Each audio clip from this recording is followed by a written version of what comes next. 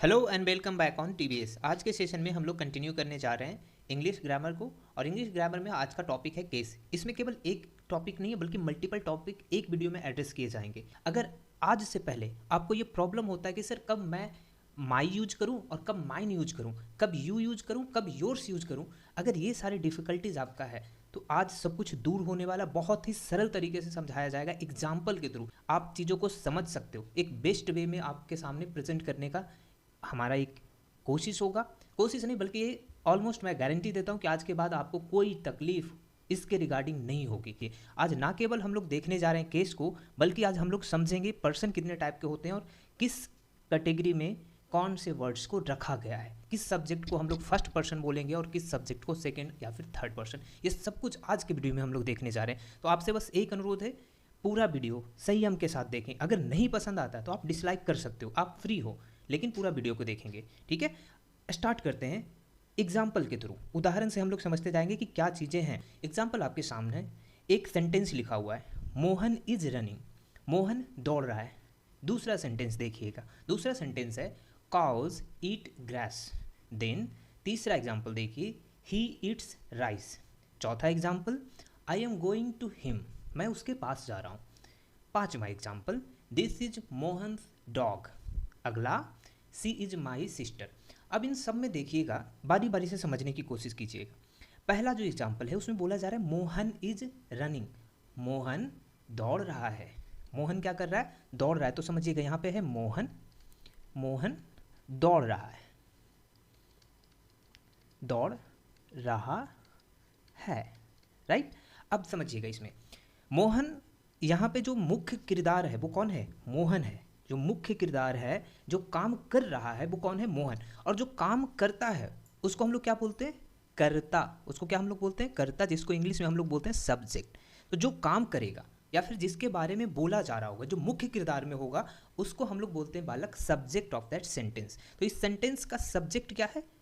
Subject क्या है? मोहन है। सब्जेक्ट कौन है? मोहन है सब्जेक्ट। इज क्या है?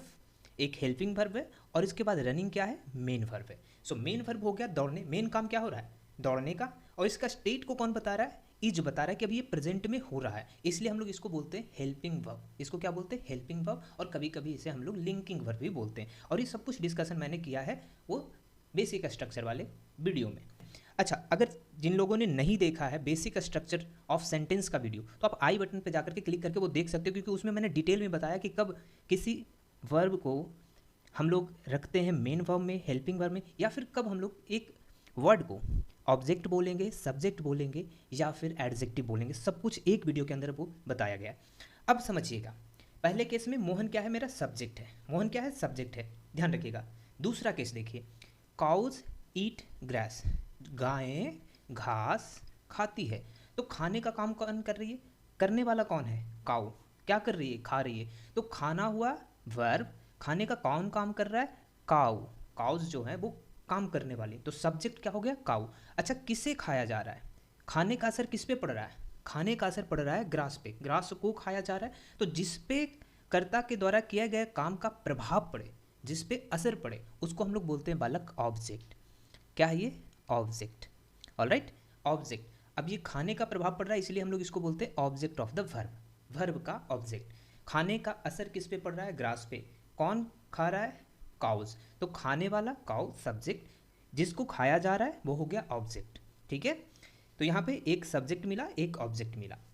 तीसरे में भी देखो, ही ईट्स राइस, कौन खा रहा है? वह खा रहा है। वह क्या है? प्रोनाउन है। हमने कवर किया है, वह क्या है? प्रोनाउन है। अब प्रोनाउन है, किसी के लिए यूज हो रहा है, तो यहाँ पे मेन सब्जेक्ट का कौन काम कर रहा है? वह। ये जो वह है जिसके बारे में बात हो रही है, यह हो गया सब्जेक्ट। ये क्या कर रहा है? खाना खा रहा है। ठीक है, खाना खा रहा है। क्या खा रहा है? राइस खा रहा है। तो जिस पे असर पड़े वर्ब का, जिस पे सब्जेक्ट के द्वारा किए गए कार्य का असर पड़े, उसको हम लोग क्या बोले? ऑब्जेक्ट। तो ऑब्जेक्ट को मैंने ओ से यहाँ पे दिखाया। ठीक है, इसमें देखो, I am going to him, मैं जा रहा हूँ, मैं जाने वाला हूँ। तो सब्जेक्ट यहाँ पे कौन है? मैं। क्या कर रहा हूँ? जा रहा हूँ। तो ये वर्ब है, ये भी वर्ब है, ये हेल्पिंग वर्ब है। टू क्या है? प्रीपोजिशन, हमने पढ़ा है प्रीपोजिशन। हिम क्या हो गया? सर ये तो प्रोनाउन था। अच्छा, प्रोनाउन तो है, लेकिन अभी के केस में ये हम लोग देखो, जाने का मैं काम कर रहा हूँ, मैं जाने का काम कर रहा हूँ, लेकिन किसके पास? इसके पास, तो मैं बोल रहा हूँ उसके पास। तो यहाँ पे ये ऑब्जेक्ट है। अब ये ऑब्जेक्ट क्या है, प्रीपोजिशन के जस्ट बाद आया है, इसलिए हम लोग बोलते हैं इसको ऑब्जेक्ट ऑफ प्रीपोजिशन। तो बालक यहाँ पे ये कहलाएगा him object of preposition. Next में देखो, दिस इज मोहन्स डॉग। यह किसी चीज़ के बारे में बात हो रही, किसके बारे में बात हो रही, कुत्ते के बारे में बात हो रही। मोहन का कुत्ता है, यह मोहन का। अच्छा तो बताओ यहाँ पे क्या अधिकार का बोध हो रहा है। मोहन क्या हो गया, मोहन जिसका ये है मालिकाना हक, जो बता रहे हैं हम लोग किसके बारे में बता रहे हैं, मोहन मालिक है किसी एक कुत्ते का। तो ठीक है, जिस कुत्ते के बारे में हम लोग बात कर रहे हैं उस पर हम लोग बता रहे हैं पसेशन बता रहे हैं, पोसेशन, इसको लिखते हैं पोसेशन, पढ़ते हैं पजेशन। क्या पढ़ेंगे, पजेशन, पजेशन। और अगर यहाँ पे मैंने SIV यूज किया है तो ये हो गया पजेसिव, ठीक है, पजेसिव। पोसेसिव नहीं पढ़ोगे, क्या पढ़ोगे, पजेसिव, राइट, पजेसिव। अच्छा, पजेशन का मतलब क्या होता है, अधिकार जताना, अधिकार, किसी चीज़ पे मालिकाना हक, सिंपली यही समझिएगा। ऑनरशिप बताने के केस में हम लोग यहाँ पे ये यूज करते हैं। नेक्स्ट में देखो, सी इज माई सिस्टर, वह जिसके बारे में बात हो रही है, सब्जेक्ट माई सिस्टर। अच्छा यहाँ पे माई पे ध्यान रखिएगा, और सिस्टर क्या हो गया, अगेन ऑब्जेक्ट है। तो ये ऑब्जेक्ट है, ऑब्जेक्ट है इस केस में।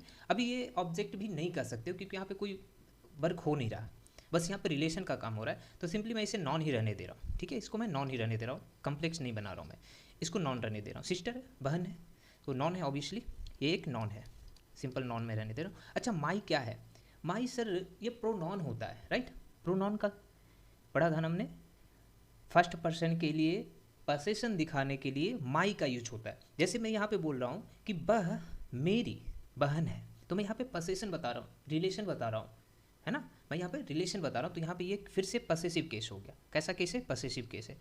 अब इन सब में देखिएगा, अब ध्यान से समझिएगा, जो मैंने पहला एग्जाम्पल लिया यहाँ पे, इसमें मैंने बोला कि मोहन दौड़ रहा है, तो इस केस में मोहन एक नॉन है, ये क्या है, एक नॉन, जो सब्जेक्ट है वो क्या है, नॉन है, और ये नॉन एक सब्जेक्ट के रूप में यूज हुआ है, ये एक सब्जेक्ट के रूप में हुआ है। यहाँ पे देखोगे ही ईट्स राइस, यहाँ पे ही क्या है, एक प्रोनॉन है, क्या है, एक प्रोनॉन, और ये प्रोनॉन एक सब्जेक्ट के रूप में यूज हुआ है। कैसे यूज हुआ है, सब्जेक्ट के रूप में। काउ क्या है, एक नॉन, कॉज क्या है, नॉन है, कॉमन नॉन। अच्छा इसको हमने यूज किया है कि कैसे, सब्जेक्ट के रूप में। तो ध्यान रखिएगा पलक, जब कोई भी नॉन या फिर प्रोनॉन, क्या मैं बोल रहा हूँ, जब कोई भी नॉन या फिर प्रोनॉन सब्जेक्ट के रूप में किसी भी सेंटेंस में प्रयोग में आए तो उसको हम लोग बोलेंगे सब्जेक्टिव केस, या फिर इसी को बोला जाता है नॉमिनेटिव केस। तो मैंने क्या बोला, अगर एक नॉन या फिर प्रोनॉन सब्जेक्ट के रूप में हो किसी भी सेंटेंस में तो उसे हम लोग बोलते हैं नॉमिनेटिव केस या फिर सब्जेक्टिव केस। और अगर यह ऑब्जेक्ट के रूप में हो, अगर यह ऑब्जेक्ट के रूप में हो, जैसे कि देखो सेकंड वाले में काउ क्या खा रही है, ग्रास, तो ग्रास क्या है, ऑब्जेक्ट, तो इस केस में ये एक नॉन है, ग्रास क्या है, घास क्या है, एक नॉन, और इस नॉन का प्रयोग हमने किया है ऑब्जेक्ट के रूप में, इसलिए हम लोग इसको बोलेंगे ऑब्जेक्टिव केस। सेम केस यहाँ चावल के साथ है, चावल के साथ, चावल कैसे प्रयोग किया गया, ऑब्जेक्ट के रूप में। अगर ये ऑब्जेक्ट के रूप में किया गया है प्रयोग तो इसको हम लोग बोलेंगे ऑब्जेक्टिव केस। यहाँ पे हिम जो कि एक प्रोनॉन है, इसका प्रयोग हमने ऑब्जेक्टिव केस के रूप में यूज किया है, तो इसीलिए यह एक ऑब्जेक्टिव केस कहलाएगा। देन यहाँ पे मोहन पोसेशन दिखाने के लिए यहाँ पे हमने यूज किया इस नॉन को, इसलिए हम लोग इसको बोलेंगे पसेसिव केस। यहाँ पे भी देखोगे तो पोसेशन दिखाने के लिए मैंने इस प्रोनॉन का यूज किया, इसलिए मैं इसको क्या बोलूँगा, पसेसिव केस।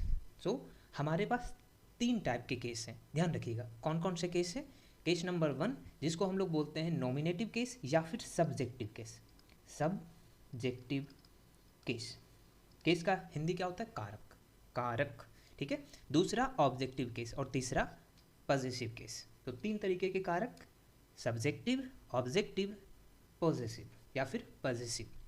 सिंपल से कैसे याद रखेंगे सर, देखिए बारी बारी से समझिएगा। पहला हो गया नॉमिनेटिव केस या फिर सब्जेक्टिव केस। इसमें मैंने क्या बोला कि अगर कोई नॉन या फिर प्रोनॉन, अगर कोई नॉन या फिर प्रोनॉन सब्जेक्ट के रूप में प्रयोग हो किसी भी सेंटेंस में तो इसको हम लोग बोलेंगे नॉमिनेटिव केस या फिर subjective case, subjective case, as simple as that, simply sir. Example जैसे Ram is going to school, Ram is going to school. अब बालक यहाँ पे समझिएगा अच्छे से, राम क्या है, एक नॉन है, और ये नॉन इस सेंटेंस में मुख्य किरदार कर रहा है। मुख्य किरदार कौन है, ये राम, ये जाने का काम कर रहा है, तो काम करने वाला सब्जेक्ट, तो राम किस तरीके से प्रयोग किया गया है, इसको सब्जेक्ट के रूप में। और राम क्या है, एक नॉन है, प्रॉपर नॉन, तो ये एक नॉन है जिसका प्रयोग किया गया सब्जेक्ट के रूप में, इसलिए बालक इसको हम लोग बोलेंगे subjective case.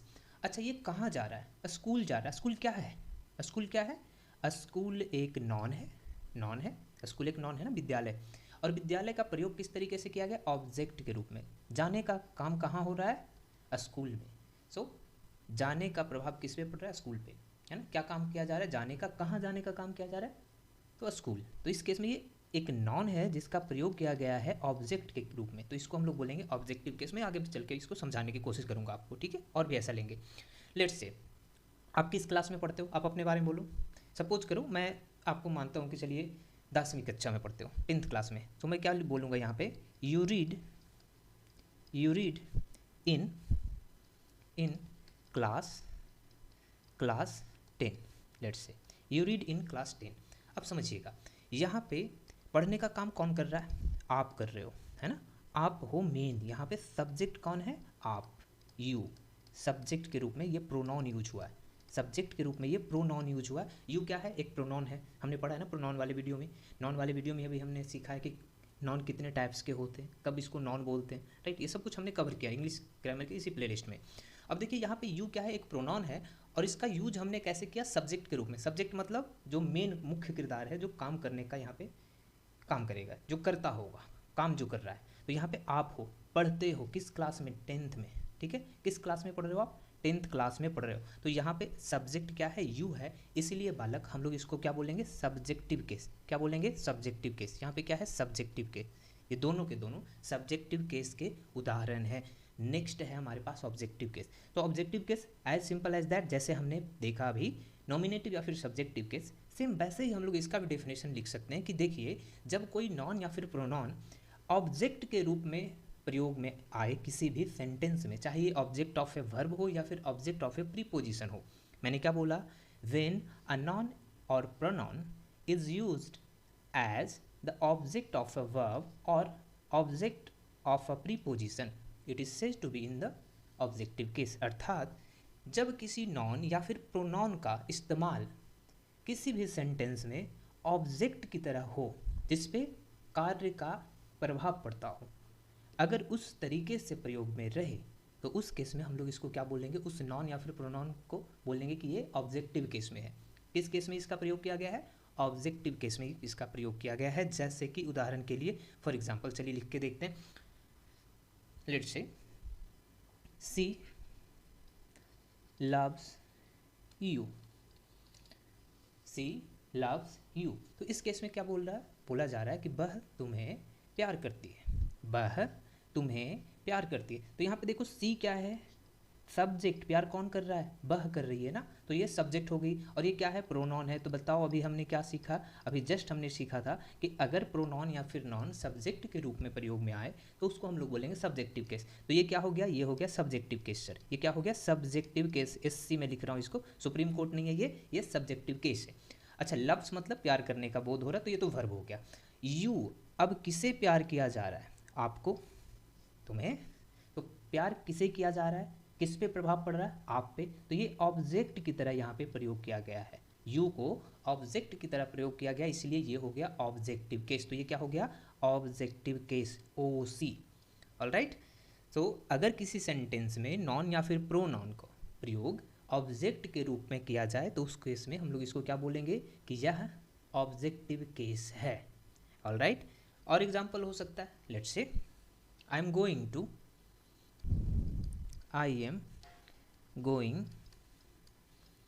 to let's say him, मैं उसके पास जा रहा हूँ, जो मैंने एग्जाम्पल पहले बताया। तो देखो यहाँ पे ये जो हिम है, ये है object of preposition, object of preposition, क्योंकि ये जस्ट प्रीपोजिशन के बाद प्रयोग में आया है, इसलिए इसको हम लोग बोलेंगे ऑब्जेक्ट ऑफ प्रीपोजिशन। लेकिन कुछ भी हो, है तो ये ऑब्जेक्ट, इसलिए इसको हम लोग बोलेंगे ऑब्जेक्टिव केस। क्या है ये, ऑब्जेक्टिव केस। लेकिन मैं यहाँ पे आई यूज हुआ है सब्जेक्ट के रूप में, इसलिए इसको हम लोग बोलेंगे सब्जेक्टिव केस। तो आई किस में है? सब्जेक्टिव केस में।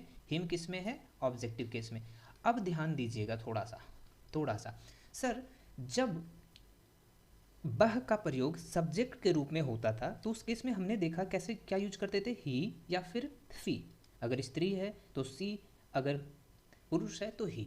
लेकिन जैसे ही ऑब्जेक्टिव केस आया सर, ऑब्जेक्टिव केस जैसे ही आया, ही का हो गया हिम या फिर हिज, लेकिन गर्ल्स के लिए हर या फिर हर्ष यूज हुआ, राइट। तो ध्यान देने वाली बात यह है कि जैसे ही प्रोनाउन ऑब्जेक्टिव केस में यूज होगा, इसका फॉर्म थोड़ा बदल जाएगा, और ये भी हम लोग आगे देखने वाले हैं। इसलिए मैंने बोला कि वीडियो को थोड़ा सा धैर्य के साथ देखिएगा, एकदम डिटेल में आपको समझाया गया सब कुछ। इस वीडियो के बाद आपको कहीं इधर उधर जाने की जरूरत नहीं पड़ेगी, मेरी गारंटी है। बस आप एक बार अच्छे से इसको समझ लीजिए, ठीक है। अब तीसरा केस हम लोग समझते हैं। तीसरा केस है पसेसिव केस। पसेसिव मतलब जहाँ पे कुछ ऑनरशिप का बोध हो, कुछ अधिकार का बोध हो, है ना। उस केस में हम लोग क्या बोलेंगे कि यह पसेसिव केस में प्रयोग किया गया है इस नॉन का या फिर इस प्रोनाउन का। तो नॉन या फिर प्रोनाउन के बारे में ही सारी चर्चाएं होगी। तो क्या बोल सकते हैं, डिफिनीशन सिंपली ये बोला जा सकता है, डिफिनीशन या फिर कहो स्टेटमेंट है ऐसा कि जब एक नॉन या फिर प्रोनाउन का प्रयोग इस तरीके से किया जाए कि वहाँ पे ये पोसेशन को बताए, अधिकार को बताए, या फिर कोई रिलेशन के बारे में बता रहा होगा, तो उस केस में हम लोग इसको बोलेंगे कि यह पसेसिव केस में है। क्या है? पजेसिव केस में। ऑलराइट, जैसे एग्जाम्पल के तौर पे समझ लीजिए, this is my pen, this is my pen. अच्छा, तो यहाँ पे ये जो पेन है ये एक नॉन है, छोड़ दीजिए। पसेशन कहाँ से आ रहा है वो समझिएगा पहले। पसेशन, क्योंकि हम लोग पसेसिव केस को डिस्कस कर रहे हैं तो पहले यही समझ लेते हैं पजेशन कहाँ से आ रहा है। सो माई मतलब मेरा, यह मेरा कलम है, यह मेरा कलम है। दिस इज माई पेन, तो मैं क्या बोल रहा हूँ कि मैं इस पेन का मालिक हूँ, मैं इस पेन का मालिक हूँ। तो क्या यहाँ से कुछ पोजीशन का बोध हो रहा है? क्या कुछ अधिकार का बोध हो रहा है? हो रहा है ना, हो रहा है ना कि मेरा है, मेरा, मैं बता रहा हूँ मैं इसका ऑनर मैं हूँ। तो यहाँ पे क्या हो रहा है? यहाँ पे पोजीशन का बोध हो रहा है। इसीलिए इस प्रोनाउन को हम लोग बोलेंगे कि ये प्रोनाउन जो है वो पसेसिव केस में यूज हुआ है। किस में यूज हुआ है? पसेसिव केस में। ऑलराइट, पजेसिव केस में। और भी हो सकता है क्या? बिल्कुल, आप जितने भी सेंटेंस सोच लो, जैसे कि लेट से कुछ नाम के साथ यूज करके देखते हैं। लेट से ही इज रोहन्स, वह रोहन की माँ है, सपोज कीजिए, मदर। और सी, ऑब्वियसली मदर मैंने जब लगा दिया तो इसको सी कर देने दीजिए, अदरवाइज निहायत ही गलत होगा। She is Rohan's mother, apostrophe S है यहाँ पे, ध्यान रखिएगा। So she is Rohan's mother. She क्या हो गया? एक प्रोनाउन है, लेकिन ये सब्जेक्ट के रूप में यूज हुआ है, इसीलिए हम लोग इसको सब्जेक्टिव केस बोलेंगे। लेकिन यहाँ से देखो, इस नॉन के बारे में थोड़ा सा समझो। ये नॉन बोल रहा है कि रोहन की, अपस्ट्रॉफी एस लग जाने से यहाँ पे हो रहा है बोध रोहन की माँ है। तो यहाँ पे देखो हम लोग रिलेशन के बारे में बता रहे हैं कि ये जो महिला है जिसके बारे में हम लोग बात कर रहे हैं वह रोहन की माँ है, एक रिलेशन के बारे में बता रहे हैं। तो ये जो रोहन का प्रयोग किया गया है यहाँ पे, रोहन का, ये किया गया है पसेसिव केस में, पीसी पोजीशन, जहाँ से या तो ऑनरशिप का बोध हो, मालिकाना हक का बोध हो, या फिर कोई रिलेशन का बोध हो, कोई रिलेशन का बोध हो। जैसे she is my sister, she is my brother, she is my daughter. तो यहाँ पे जो माई का प्रयोग किया गया है ये पसेसिव केस में है।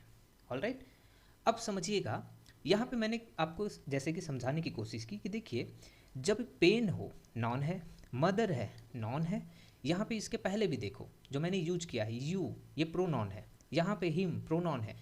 यहाँ पे ध्यान देने वाली बात ये होगी कि जैसे ही हमने नॉन का प्रयोग किया है, चाहे वो ऑब्जेक्टिव केस में हो, पसेसिव केस में हो, या फिर सब्जेक्टिव केस में हो, नॉन का फॉर्म हम लोग चेंज नहीं कर रहे हैं। देखना यहाँ पे इस केस में देखो, मोहन इज रनिंग, मोहन दौड़ रहा है, तो मोहन का फॉर्म चेंज नहीं हुआ। जैसे मोहन आप लिखते हो वैसे ही मोहन को आपने लिखा, काऊ को जैसे लिखते हो वैसे ही यहाँ पे काऊ को आपने लिखा। यहाँ जैसे राइस आप लिखते थे सेम वैसे ही राइस को यहाँ पे आपने लिखा। इसमें ऐसा नहीं लिखा कि आपने राइस की जगह पे रिस लिख दिया या फिर REECE कुछ कर दिया, कुछ फॉर्म चेंज नहीं किया। ग्रास जैसे आप लिखते हो वैसे ही यहाँ पे लिखा, इसमें कोई चेंज नहीं आया। लेकिन जैसे ही प्रोनाउन को ऑब्जेक्टिव केस में यूज करना हुआ, उस केस में देखो इसका फॉर्म हमने चेंज कर दिया, इसका फॉर्म हमने क्या किया? चेंज किया। देखो जैसे ही प्रोनाउन को पोसेसिव केस में यूज करना हुआ, देखो आई की जगह पे माई हो गया।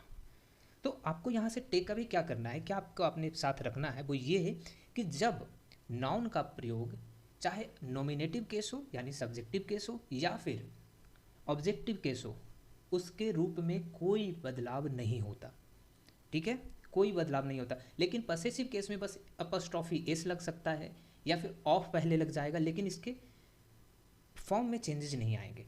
ठीक है, फॉर्म में चेंज नहीं आएगा, इसके साथ कुछ ऐड हो सकता है लेकिन फॉर्म में चेंज नहीं आएगा। लेकिन जैसे ही अगर प्रोनाउन का प्रयोग किया जाए, सब्जेक्टिव केस में जब प्रयोग होगा तब उसका फॉर्म अलग होगा, जब ऑब्जेक्टिव केस में प्रयोग में आएगा तो उस केस में इसकी चीज़ें बदल जाएंगी। अब उसको बताने के लिए मैंने यहाँ पे एक टेबल लिखा है। ठीक है, टेबल में सब कुछ यहाँ पे लिस्ट किया गया। अब टेबल को ध्यान से जब देखोगे, इस टेबल को बहुत ही ध्यान से समझिएगा वाला, क्योंकि इस टेबल में बहुत कुछ छिपा है। इसमें मैं यहाँ पे कवर करने जा रहा हूँ पर्सन को, यहाँ पे मैं कवर करने जा रहा हूँ कि कब आप किसका प्रयोग करोगे, कब माई का प्रयोग करोगे, कब माइन का, कब मी का प्रयोग करोगे। ये सब कुछ मैं यहाँ पे आपको डिस्कस करके समझाऊंगा कि देखो कैसे होगा।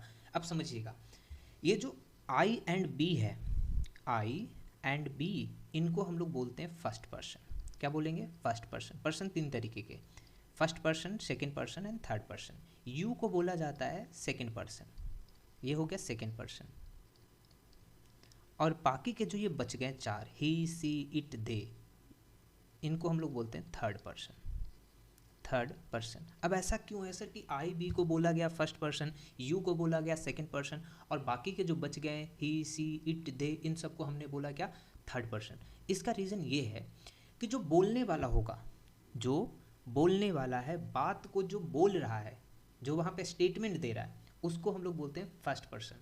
जो बोल रहा है, ठीक है, जो बोल रहा है उसको फर्स्ट पर्सन, जो सुन रहा है, जो सुन रहा है उसको बोलेंगे सेकेंड पर्सन, और जिसके बारे में बात हो रही होगी उसको हम लोग बोलते हैं थर्ड पर्सन। जैसे कि मैं आपको समझा रहा हूँ, मैं पढ़ा रहा हूँ, तो मैं बात कर रहा हूँ, मैं, राइट, आई, तो यहाँ पे ये जो आई है ये बोल रहा है, मैं बोल रहा हूँ, है ना, मैं बोल रहा हूँ। अब हो सकता है कि इस एक केस ऐसा भी हो कि आप कोई मुद्दा अपने जो भी क्षेत्र है उसके विधायक या फिर जो मुखिया है उसके पास कुछ बोलने के लिए जा रहे हो, आप रिप्रेजेंट करने जा रहे हो, तो आप अपने साथ 4-5 लोग लेके जाओगे कि चलो सब मिल के बोलेंगे।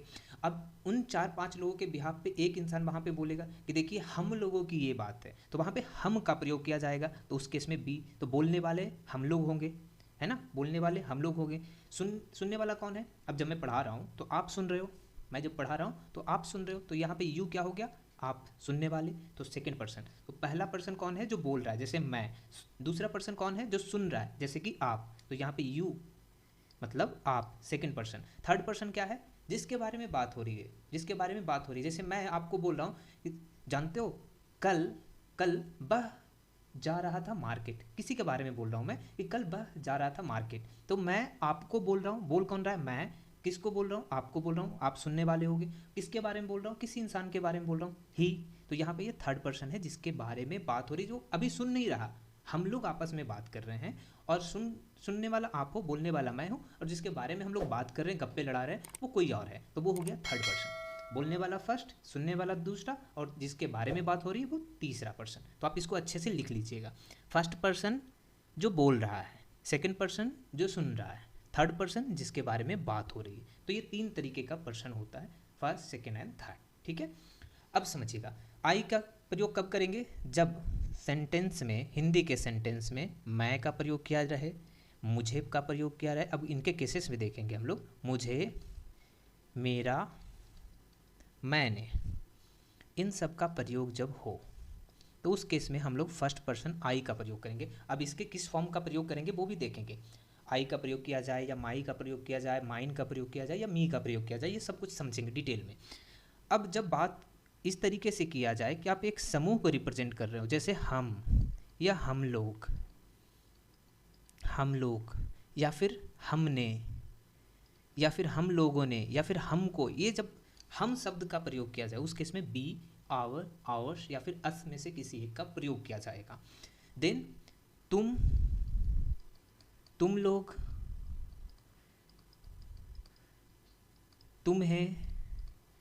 तुम्हें या फिर तुमने, ऐसा कुछ शब्द का प्रयोग हो, या फिर आपने, ऐसा कुछ शब्द का प्रयोग हो, तो उस केस में हम लोग यू, योर, योर्स या फिर यू का प्रयोग करेंगे। देन वह, उसने, उसका, उसका, देन उसे, इन सब का अगर कहीं पे बोध हो तो उस केस में अगर मेल हो तो उस केस में ही का प्रयोग करेंगे, और फीमेल हो तो उस केस में सी का प्रयोग करेंगे, या फिर इसके जो अदर फॉर्म्स हैं इस रो में देख सकते हो, इनमें से किसी एक का प्रयोग करेंगे। इनकी बारी बारी से समझेंगे। अब किसी निर्जीव वस्तु के बारे में बात हो, नॉन लिविंग थिंग के बारे में बात हो, या फिर छोटे मोटे कीड़े मकोड़े जानवर जंतु का जब बात हो रहा होगा तो उस केस में जैसे कि बह, देन यह, इसे, इन सब का अगर प्रयोग हो तो इस केस में बह का प्रयोग नहीं, इट मतलब यह, बह के प्रयोग में हम लोग दैट का यूज करेंगे, पार्डन, ठीक है। चलिए, इसे, इसका, यह, इन सब का बोध हो तो उस केस में इट का प्रयोग करेंगे। अब बेलोग, उन्हें, उनका, इन सब का अगर प्रयोग हो तो उस केस में दे, देयर, देयर्स या फिर देम का प्रयोग करेंगे। तो ध्यान रखिएगा, जब मैं, मुझे, मेरा, मैंने, इन सब में से कोई भी शब्द दिखे हिंदी में तो उस केस में आई का प्रयोग करेंगे। हम लोग, हमें, हमने या फिर हम लोगों ने, इस तरीके का शब्द जब दिखे तो उस केस में वी, आवर, आवर्स या फिर अस का प्रयोग, कोई एक का प्रयोग करेंगे। हम लोग इसके बारे में डिस्कस करेंगे। तो इसका आप चाहें तो स्क्रीनशॉट ले सकते हो। अब देखिएगा, बारी बारी से समझिएगा कि सर कब बोलेंगे। देखो बालक, नॉमिनेटिव केस हमने डिस्कस पहले ही कर लिया। नॉमिनेटिव केस क्या बोला, जब कोई भी नॉन या फिर प्रोनॉन सब्जेक्ट के रूप में हो तो उसको हम लोग बोलेंगे सब्जेक्टिव केस या फिर नॉमिनेटिव केस। चूंकि हम लोग बात कर रहे हैं प्रोनॉन की, तो अगर इन सब में से कोई भी सब्जेक्ट के रूप में प्रयोग में रहे तो उसको हम लोग बोलेंगे सब्जेक्टिव केस। क्या बोलेंगे उसको, सब्जेक्टिव केस। ठीक है, तो सब्जेक्टिव केस तो हमने देख लिया, सब्जेक्टिव केस हमने देख लिया, ये डन।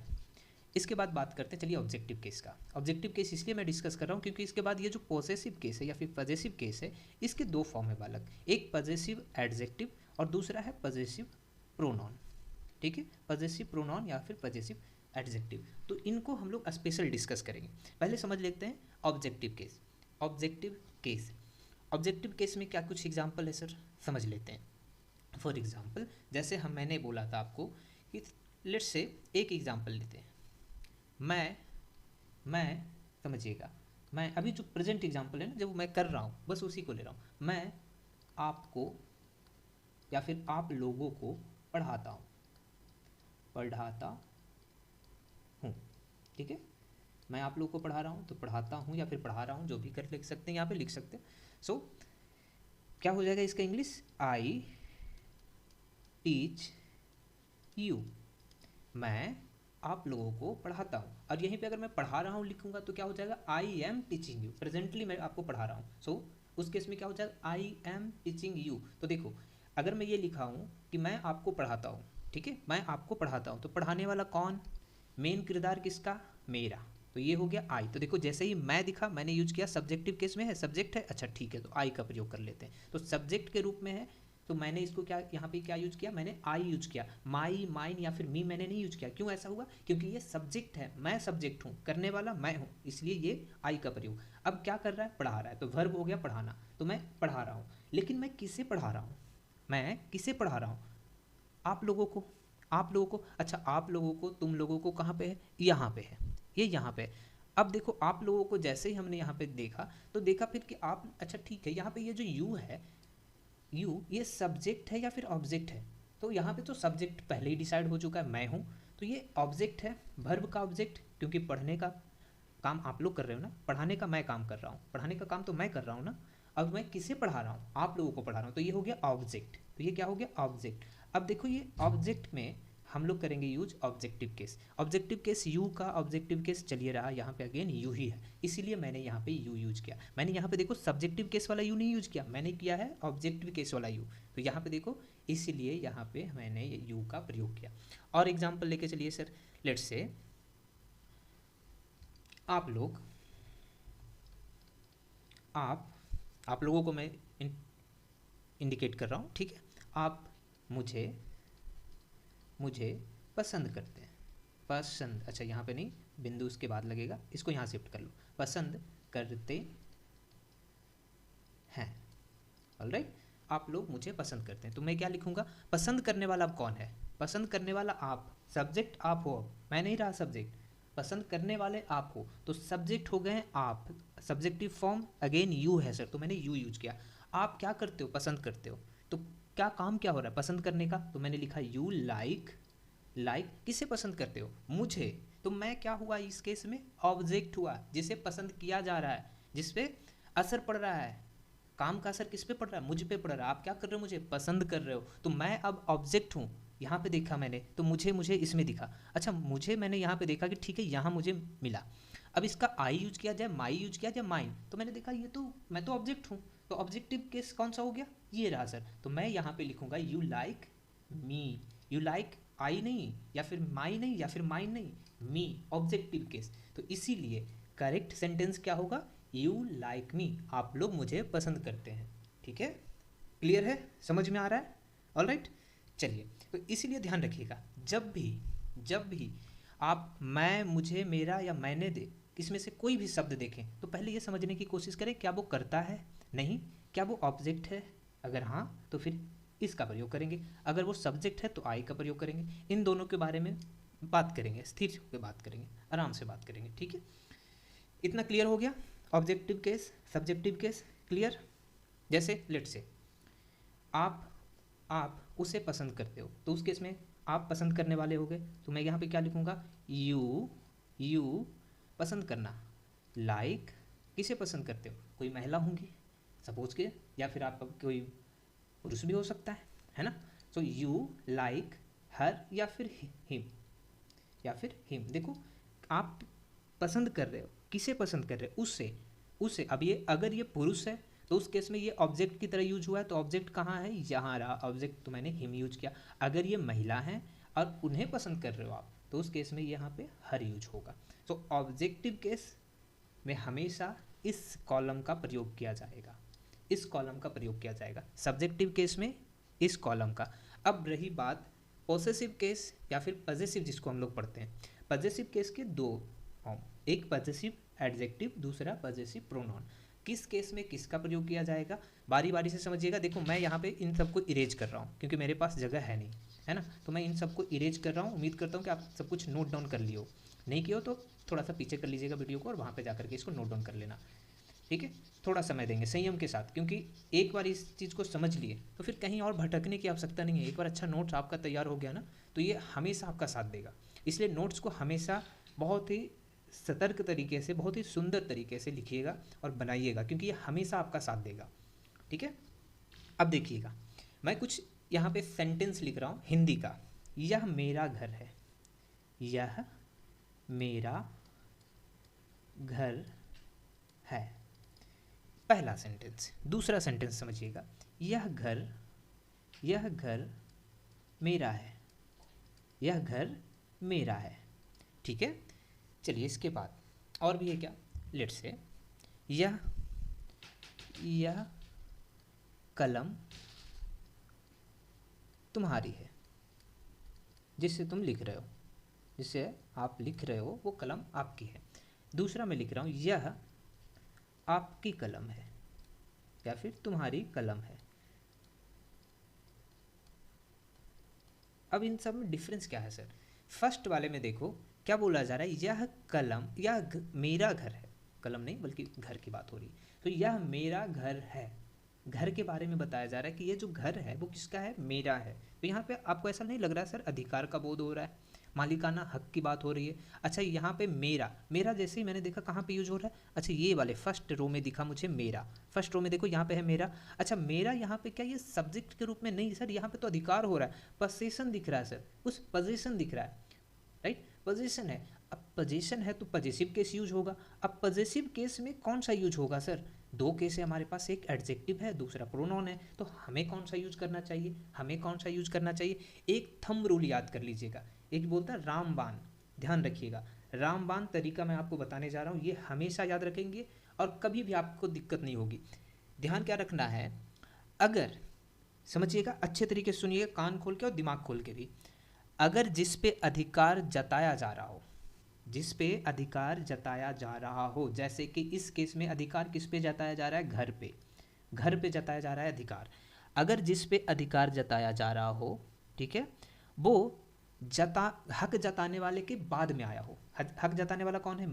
मैं बोल रहा हूँ मेरा है, तो ये मेरे बाद आया है। जिस पे अधिकार जताया जा रहा है वो हक जताने वाले के बाद में प्रयोग में आया। सुनिएगा फिर से ध्यान से, अगर जिस चीज़ पे भी हक जताया जा रहा हो या जिस भी इंसान पे हक जताया जा रहा हो वो हक जताने वाले के बाद में आया हो इस हिंदी वाले में, उस केस में हम लोग किसका प्रयोग करेंगे? एडजेक्टिव केस को। एडजेक्टिव नहीं पढ़ते, बेसिकली पढ़ते हैं एडजेक्टिव। डी को हम लोग प्रोनाउंसिएट नहीं करते, ध्यान रखिएगा, एडजेक्टिव बोला जाता है। खैर हमारे इंडिया में इसको एडजेक्टिव बोलते हैं, आदत पड़ चुकी है, बट इसका अगर करेक्ट प्रोनाउंसिएशन सुनिएगा तो वो होता है एडजेक्टिव। ठीक है, एडजेक्टिव। सो हम लोग एडजेक्टिव केस का यूज करेंगे। कौन सा?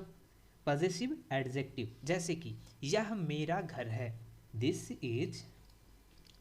Is my house, this is my house. तो देखो मैंने यूज किया इसका पॉजेसिव एडजेक्टिव या फिर पॉजेसिव एडजेक्टिव, अगर सही प्रोनाउंसिएट करोगे सो पॉजेसिव एडजेक्टिव। नाउ इस केस में देखो यह घर मेरा है, किस पे अधिकार जताया जा रहा है? घर पे। लेकिन अधिकार जताने वाला कौन? मैं। अधिकार जताने वाला जिस पे अधिकार जताया जा रहा है उसके बाद आया है, तो इस केस में हम लोग क्या करेंगे? पॉजेसिव प्रोनाउन का यूज करेंगे।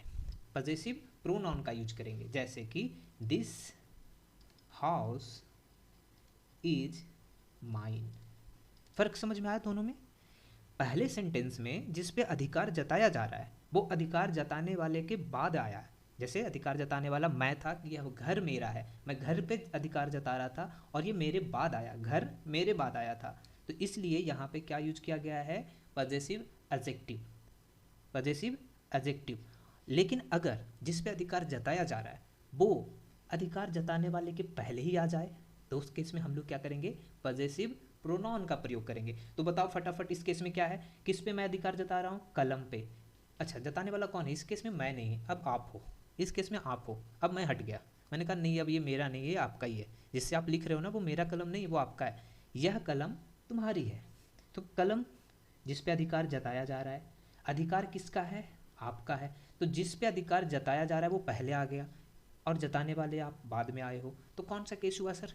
सर ये पहले आ गया, ये पहले आ गया, तो एडजेक्टिव तो नहीं यूज होगा सर, क्या यूज होगा? Possessive pronoun. करेक्ट। तो क्या हो जाएगा? This pen is. अब देखो यहाँ पे पॉजेसिव, पॉजेसिव क्या होगा यूज? पॉजेसिव। कलम तुम्हारी है ना, पहले कलम आ गया, तुम बाद में आए, तुम बाद में आए, तो कलम अगर पहले आ गया आप बाद में आए हो तो क्या होगा? Pronoun, possessive pronoun. तो देखो तुम, तुम्हारा, तुम, इन सब में क्या यूज होगा? देखो जरा सा, योर्स। क्या होगा? Yours. So this pen is yours, ये होगा सही। अब इस केस में क्या है सर?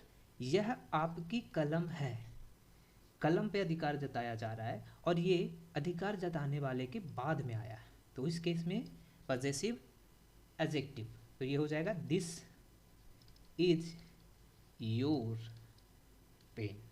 तो देखो मैंने यहाँ पे यूज किया योर। अब यहाँ पे एक चीज़ और भी ध्यान दे सकते हो कि सर जो पॉजेसिव प्रोनाउन है वो साधारणतः सेंटेंस के लास्ट में यूज होता है, सेंटेंस के लास्ट में यूज होता है। और अगर जिस पे अधिकार जताया जा रहा है वो बाद में आए, अधिकार जताने वाले के बाद में आए, तो उस केस में हम लोग यहाँ पे पॉजेसिव एडजेक्टिव का यूज करते हैं, ना कि पॉजेसिव प्रोनाउन का। क्लियर हुआ सब कुछ? मैं एक बार फिर से रिपीट कर दे रहा हूँ, क्योंकि इसमें बहुत लोग कन्फ्यूज होते हैं। इन दोनों में से किसका प्रयोग किया जाए? बहुत लोग कन्फ्यूज होते हैं। अगर मैं फिर से बोल रहा हूँ, जिस पे अधिकार जताया जा रहा हो, जिस पे अधिकार जताया जा रहा है वो अगर अधिकार जताने वाले के बाद में आए, है ना, तो उस केस में हम लोग पॉजेसिव एडजेक्टिव का यूज करेंगे। जैसे कि इस केस में this is my house. Suppose करो मैं बोल रहा हूँ सीता मेरी बहन है, मैं क्या बोल रहा हूँ? सीता मेरी बहन है। मेरी पहले आ गया, मेरी बहन बाद में, तो सीता के बारे में बोल रहा हूँ, सीता इज माई सिस्टर। तो इस केस में देखो क्या है? सीता के बारे में बोला जा रहा है कि वो मेरी बहन है, मेरी बहन। तो मैं अधिकार पहले जता रहा हूँ, बहन बाद में आ रही, बहन बाद में आ रही, तो इस केस में देखो पॉजेसिव एडजेक्टिव का प्रयोग किया गया। ठीक है। अब यही कहीं पे सीता सपोज करो खड़ी है, वो खड़ी है और मैं किसी को बोल रहा हूँ कि वो जो लड़की खड़ी है ना वो मेरी बहन है, ठीक है, तो उस केस में मैं क्या बोलूँगा? सी इज माई सिस्टर। और लेकिन अगर मैं इसी चीज़ को, इसी सेंटेंस को थोड़ा सा रिफ्रेम कर दूँ और मैं बोलूँ कि वो पूछ रहा था कि तुम्हारी बहन कहाँ है, मैं बोलूँगा अब वह मेरी बहन है, ठीक है, पहले तो ये हो गया। दूसरे केस में क्या बोल सकता हूँ, दूसरे केस में क्या बोल सकते हो, इसको थोड़ा सा रिफ्रेम करने की कोशिश करो, ऐसा रिफ्रेम करो कि आपको पॉजेसिव प्रोनाउन का प्रयोग करना पड़े। तो आप सेंटेंस फॉर्म करो इस तरीके से कि जो आप अधिकार जता रहे हो, जिस पे आप अधिकार जता रहे हो वो आपके पहले प्रयोग में आए, आपके पहले प्रयोग में आ जाए, तो उस केस में आपको वहाँ पे क्या यूज करना होगा, पॉजेसिव प्रोनाउन। ऑलराइट, तो उम्मीद करते हैं कि आपको सब कुछ समझ में आया होगा, क्रिस्टल क्लियर हो गया होगा कि कैसे हम लोग पॉजेसिव एडजेक्टिव का यूज करते हैं, कब हम लोग पॉजेसिव प्रोनाउन का यूज करते हैं, और ये जो नॉमिनेटिव केस है, ऑब्जेक्टिव केस है, सब कुछ अच्छे से समझ में आया होगा। अगर आपको समझ में आया है तो वीडियो को लाइक कीजिए और शेयर कीजिए ताकि ये मैक्सिमम लोगों तक पहुंच पाए। अच्छा, एक चीज़ और, अभी ख़त्म नहीं हुआ है, ये वीडियो अंत हो गया इस वीडियो का, लेकिन एक चीज़ है, कब हम लोग नॉमिनेटिव केस से पॉजेसिव केस में कन्वर्ट करते हैं, ये बहुत इंपॉर्टेंट है। एक नॉन को नॉमिनेटिव केस से पॉजेसिव केस में कैसे कन्वर्ट किया जाए। प्रोनाउन का हमने तो देख लिया सर, प्रोनाउन इतने ही टाइप्स के होते हैं और हमने इनका देख लिया सारा रूप, जितने भी रूप हैं, लेकिन एक नॉन को कैसे पॉजेसिव नॉन में कन्वर्ट करते हैं, कब हमें ऑफ लगा के करना चाहिए, कब हमें अब अपॉस्ट्रॉफी एस लगा के करना चाहिए, या फिर कब हमें कुछ और चीज़ें हैं स्पेशल केसेस हैं, कब हमें वो यूज करना चाहिए, ये सारा कुछ हम लोग डिस्कस करेंगे नेक्स्ट क्लास में। तो तब तक के लिए थोड़ा सा संयम रखें, और इस वीडियो को अगर आप एक बार और देखना चाहते हो, क्लियर और भी चीज़ें करना चाहते हो, एक बार फिर से देखना चाहते हो, तो बिल्कुल आप देख सकते हो, आप जितनी बार चाहो उतनी बार आप देख सकते हो, लेकिन थोड़ा सा संयम के साथ देखेंगे। अब तक वीडियो में बने रहने के लिए धन्यवाद। अगर चैनल को आपने सब्सक्राइब नहीं किया है तो बिल्कुल सब्सक्राइब कीजिए अगर पसंद आया हो तो, और नहीं पसंद आया तो आप डिसलाइक भी कर सकते हो। Thank you for watching, have a great day.